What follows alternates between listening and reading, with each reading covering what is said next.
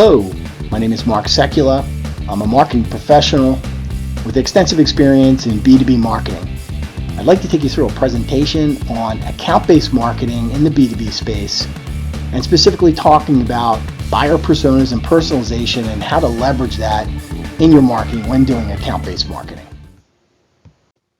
It's important to note that account-based marketing is really a strategic approach to B2B marketing. And it really focuses on those high-value accounts and targeting those specific accounts versus the entire universe of accounts or a large group of accounts. And personalization comes into play when you're trying to target in on that specific account's requirements and interest and pain points to set yourself apart from your competition. One of the first steps you should take when doing account-based marketing is to understand the target accounts and the specific buyers within those accounts. Creating detailed buyer personas that are for the target individuals at those target accounts. It includes things like what industry are they in, the challenges they face, the goals that they have as a company, and their decision-making process. And then you have to understand the individual stakeholders in each of the accounts. What's their role? What's their goals in the organization? The challenges they face, their pain points. And that's a way to understand how to move forward with those accounts. So let's first take a look at an example of a fictitious buyer persona for a CIO. The scenario is that this company has a product that they can sell to small tech companies of 1,000 employees or less. And they're trying to target in on a CIO in the organization. And this CIO persona can be applied across the entire segment of technology accounts that we're targeting. Likewise, you could do similar types of fictitious buyer personas for other key individuals in the organization that you want to make sure that when you target them with content, that the content is going to be specific to their thoughts and ways of thinking about what they need, and using the types of words and terminology that will address their needs. So we're going to look at three things. We're going to look at first goals and challenges that they have. Number one, as a CIO in an organization, typically one of the things that they're looking at in this small organization would be, and again, we're making these up as what we feel in general CIOs in these types of organizations will consider important. And that number one is innovative solutions. They're seeking innovation and scalable technology solutions that streamline their operations, because in a small business you want to make sure that things are going smoothly, and as you grow, it will grow with you. They want effective solutions.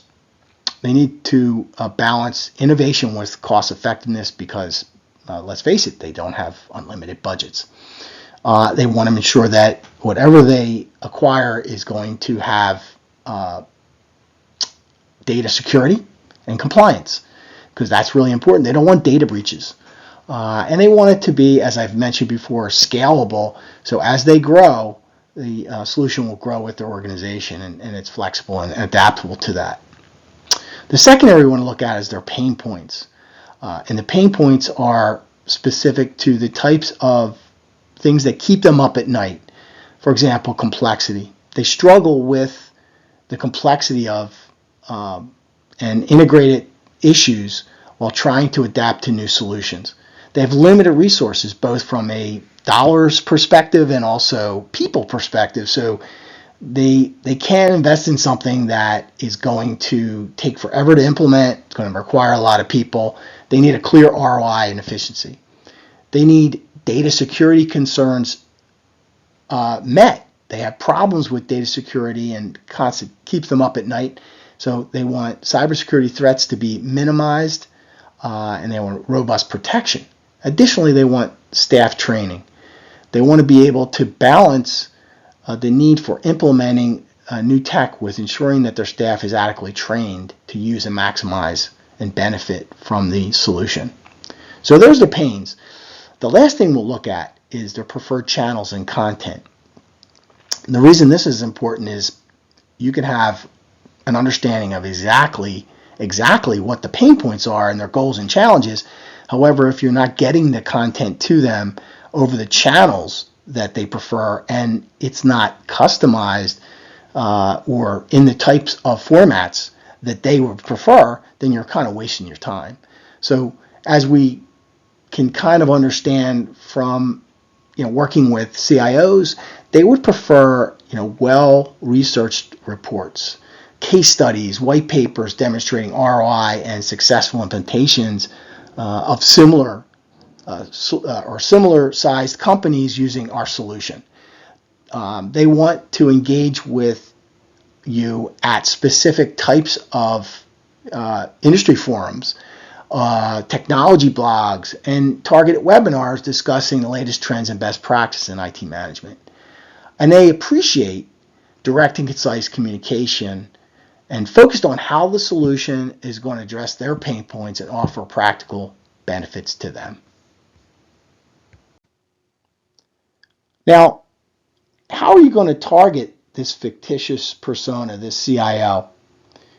Given they have specific challenges, pain points, and preferred channels and content, you need to follow a marketing approach that will help you in your ABM efforts. And when you look at it, some of the key things that were brought out that we learned in looking at the fictitious buyer persona is, number one, the individual in this role wants cost efficiency.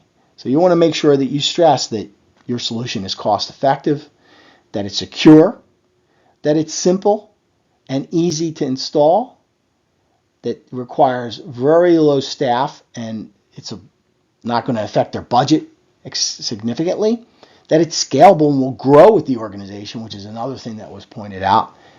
And you need an ability to adequately educate the team and show them that you can adequately educate the team without too much effort, because it's an easy to use solution and it's not a long training process. Additionally, when we're marketing to this individual, we learned that the content needs to build credibility in our solution with them based on what we learned from their buyer persona, the fictitious buyer persona. We need to develop case studies that show ROI, maybe even having a successful client that has implemented our solution represented to show credibility. We need to engage in the right conferences and speak at those conferences about topics associated with our solution. And we need to generate thought leadership content around the pain points that our solution solves in the form of white papers and ebooks and videos, podcasts, and technology blogs. And then develop targeted webinars discussing the latest trends and best practices that this customer could possibly leverage in their business. This will set us apart from other organizations that are selling their solutions in the marketplace. As I mentioned, you would want to go through all the key stakeholders in the organization and make a fictitious buyer persona for that role. In this case, we have CFO of the organization, who would also be a key decision maker in the process. I'm not going to go through all the details on this particular slide. However, you will note that the goals and challenges, the pain points, and the preferred channels and content can be different in many ways because of the person's views and understanding of what's important to the organization. So it's important to put together more than a few of these fictitious buyer personas in order to focus in on the key folks in the organization. And make sure that you're targeting the right content through the right channels to those individuals. It does take time to do this. However, if you do it for possibly top 5 or so key people in the organization, and then you can then leverage that across the others in the organization in a similar way that are maybe in the same area of the business, whether it be the CFO, for example, or the VP of Finance. Likewise, on the CIO, you might have VP of Information Technology. So you can then leverage these in similar ways with those other individuals and to get the point across that you can help them as well. So when we're looking at the broader approach to personalization, number one is that you need to segment your audience. Understand, number one, from industry perspective, possibly if you're going after the technology industry, what are their pain points as an industry, and then specifically the pain points of the individual that you're targeting within that organization. So there may be broader pain points, but then the individual in that organization has their own pain points. You need to look at the challenges they face. Also, what's going to separate you from the other organizations? Looking at also the geography they're in, maybe, and maybe where they are in the buyer journey. That could make a difference. So segmentation is really important, and focusing on the challenges and where you can address your solution to help them with those challenges. Another thing is to customize your content as much as possible.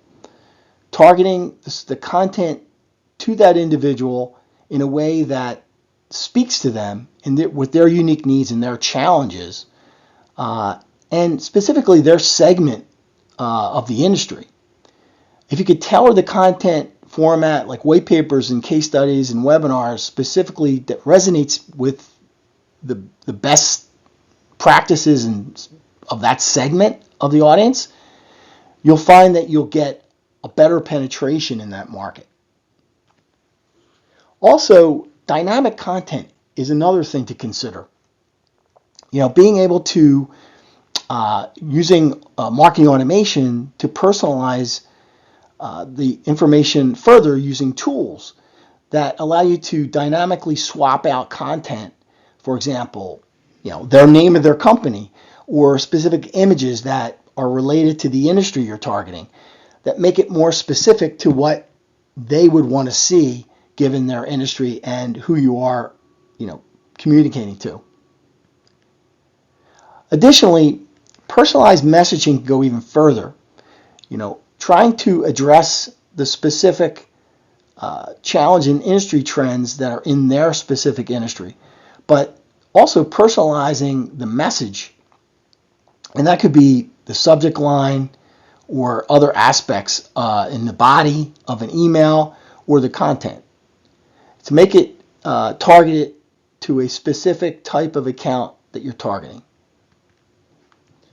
Another thing that you can do is create a landing page specifically for that account, customizing it so when they go to that page, it's all about that company and what they would want to see.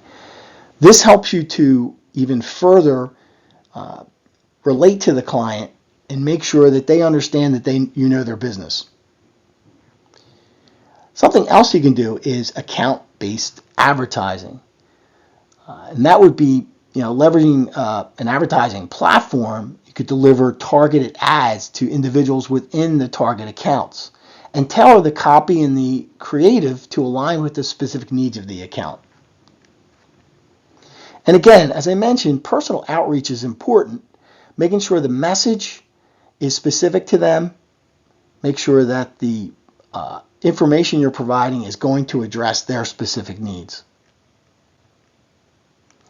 Additionally, leveraging data and insights.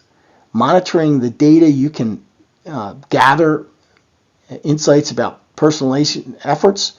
This will help you to refine your approach and engagement and interaction. So collecting that data and having it available and looking at it and understanding, the intent data, the behavioral tracking, and understanding what topics or products are of interest to each account will help you in your marketing.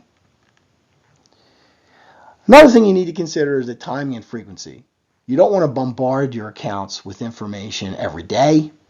Maybe you don't want to bombard them every week. Maybe it's a bi-weekly basis. It could be dependent on the individual accounts. If they're reading your content, maybe you send it to them every week. If they're not reading your content, maybe you send it to them every other week. But it really depends on some specific aspects of the account. And if you can do this with the technology, which you can do with technology, you should look at customizing your approach to timing and outreach. You need to track what you're doing. You need to track it continually and monitor your content and messaging. Who's opening emails, who's clicking on links, who's visiting your website, and use the data to adapt your approach and send follow-up messages based on their behavior. Another important aspect is sales development alignment. If you're not working with your sales development folks, then you're going to be missing out on a key aspect of account-based marketing.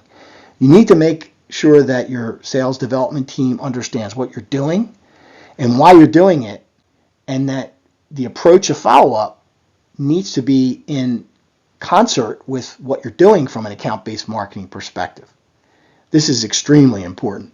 So in closing, ABM and personalization is an ongoing process. It requires feedback and iteration. You need to collect feedback from your target accounts and internal teams to assess the effectiveness of your personalization efforts, and use the insights gained to iterate and refine your ABM campaigns over time. I hope this information has been helpful to you, and if it was, I hope you will subscribe to my channel. Thank you.